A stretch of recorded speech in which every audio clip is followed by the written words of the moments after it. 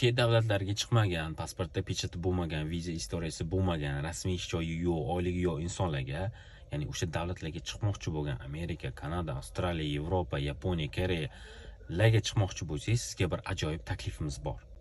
Ushbu taklifni etishdan oldin ushbu videoni saqlang deb qo'ying, kerakli barcha insonga jo'natib qo'yish esingizdan chiqmasin.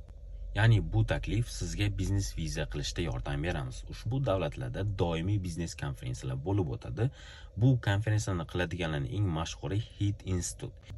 Ya'ni ushbu kompaniyalarning konferensiyasida qatnashsangiz bo'ladi va приглашение narxi где-то $150-200 atrofida turadi.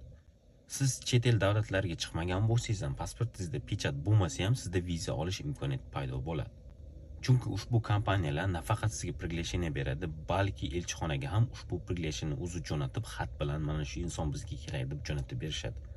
Agar siz pasportingizda pechatingiz bo'lmasa, chetga chiqmagan bo'lsangiz, rasmiy oyligingiz bo'lmasa, lekin chiqmoqchi bo'lsangiz, bizga murojaat qiling va men sizga yordam beraman.